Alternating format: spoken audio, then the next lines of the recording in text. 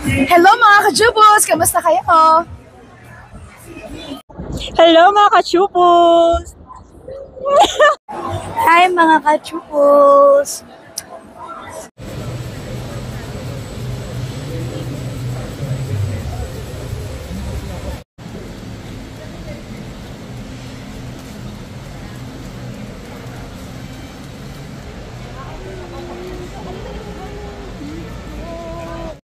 Hello mga ka-Chupals, ngayon ay day 4 ng AFEX at kasama natin si Sir Atoy. Yes, I'm Mr. Conte, Atoy Conte ng Ecological Solid Waste Solution. Ako po yung Sustainable Innovation Manager ng Ecological Solid Waste Solution. And sir, regarding pala sa event na to, sir, is ano pala yung hina-highlight or sino-showcase niyo po, sir? Andito kami para ang mission namin is to present the new technology about food waste conversion. Ipinakikita namin kung paano yung magiging future solution natin regarding the food waste. So, using this technology, ang food waste natin na siyang nagiging problem natin about the solid waste, ito po ngayon ang siyang magiging solution natin na in 24 hours, marireduce natin yung ating food waste into soil. Naku-convert siya into soil. So yun yung kagandahan nito. Kasi alam naman natin meron tayong mga conversion na tinatawag o composting method. Meron tayong tinatawag na vermicast, meron tayong tinatawag na black soldiers, merong bokashi.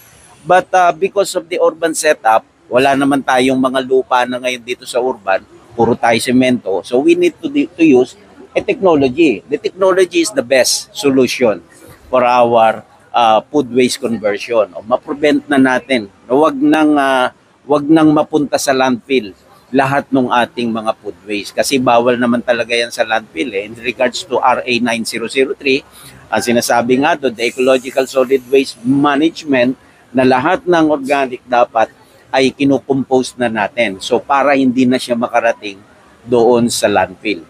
Bakit ba natin gagawin ito? Kasi alam nyo, marami ang nagiging effect ng food waste kapag nakarating na yan doon sa landfill. Unang-una, daladala niyan yung problema na ang food waste nagpo-produce ng methane gas. At yung methane gas na to, pag nag-emit na ang food waste ng green gas, sumasabog na yan. Talagang kaya nga ang tawag natin nung araw dito sa tambakan natin sa May Tondo, yung Smoky Mountain, hindi nauubos ang usok That is because of the green gas. Talagang tuloy-tuloy siyang umuusok. Ngayon, pangalawa, para hindi na rin makarating yung mga illness na dala-dala ng food waste natin, gaya ng lalong-lalo na yung tinatawag nating African swine fever. Ang African swine fever ngayon, ito ngayon yung dapat nating makita na dapat makontain na natin siya. Mako-contain lang natin siya from our plate, nilagay natin yung ating food waste dito sa machine, magiging lupa na siya, yung virus na yan mamamatay. Kasi sa pag-aaral po ng PSB, Philippine Swine Association, nakita nila na ito palang ASF ay hindi pala kayang mamatay kahit siya lutuin, kahit na dumaan na siya doon sa kitchen process natin. So yung swine natin nandoon na sa danger zone. Bakit? Kasi yung mga food waste na dinadala po natin doon sa landfill, ang ginagawa po niyan, yung mga kanim baboy na yan ipinakakain sa mga yung mga hog raisers natin. Ito ngayon na magiging problema. Pag nakarating sa kanila yan, yung ASF natin, yun ang magbibigay sa kanila ng viruses. So nagtatransfer. Whereas kung gagamit ka ng technology, dito lang sa kitchen mo pa lang, yung food waste mo, nilagay mo na rito, magiging lupa na siya, hindi na siya makakapagdala kung saan-saan ng mga tinatawag nating ASF. Pangatlo, ang food waste mo, kapag kaya nakalabas na sa kitchen mo, yung iba napupunta dun sa tinatawag nating pagpag, 'di ba? Yung mga bumibili niyan para ang malungkot diyan niluluto o nire-recycle uli nila para maging pagkain. Whereas kung yung mga food waste na yan, nandito na, hindi na sila masasama dun sa tinatawag nating contamination. So malaki ang epekto kapag ka ang food waste nakalabas na dun sa ating mga kitchen. Kaya ang pinakamaganda sa panahon natin ngayon, technology. Sir- Technology is the best solution para dun sa mga problema natin. Sir, regarding po pala sa gantong technology nyo, sir, is kahit ano pong pagkain pwede, sir? Dito kasi, pag sinabi mong food waste, ito na yung mas maganda, mas marami na rito yung mga talagang consumption for consumption na.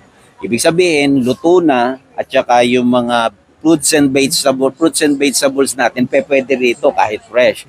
Wag lang yung mga raw na katulad ng meat, 'di ba? Meron tayong chicken, meron tayong fish na tinatawag. Pagka raw siya, hindi siya pwede rito kasi mangangamoy siya. Pero kung siya ay dumaan na sa apoy, yun ang tawag natin kasi food na food waste na siya. So marami yan.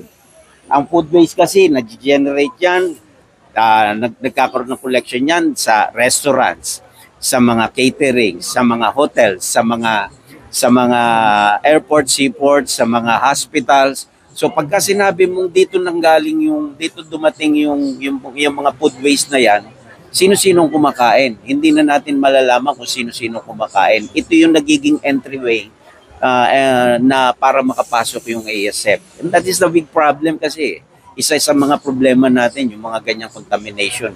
Kapag yung mga ganyang contamination, hindi naman natin mapipreventan basta kung ano method lang. Pero kung technology gagamitin mo, yun, meron tayong solution. At sir, ano pala yung contact nyo para just in case na interesado po sila, sir? Yes. We are we at the Ecological Solid Waste Solution, kami, ang base po namin dito sa Block 8, Lot 3, Doña Justiniana Subdivision, San Jose, Rodriguez, Rizal. Pag sinabi Rodriguez, Rizal, Montalban yan, kung saan maraming basura. Doon po kami. And yung contact number namin, ito pala, ano ko sa inyo, our contact number is 0916-706-5688 and 0917-115-0959. Diyan nyo po kami kontakin kami sa Ecological Solid Waste Solution. Tawagan nyo lang po kami, lalo na si Seratoy, tsaka si Ma'am Tess.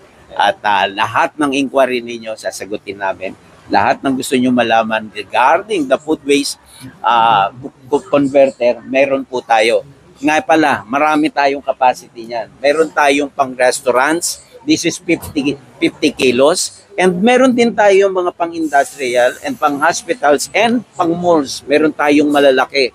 From 300 to 500 to 1,000 up to 2,000 kilos na pwede mo siyang magamit to convert the food waste into soil. Every day, pwede ka all you have to do is to dump and live. That's the easy way na makukonvert natin o makukompose natin yung ating mga food waste. And once again, thank you, sir. Yeah, thank you. Hello mga ka-chupos, at nandito ulit tayo sa RGM sa Festival Mall.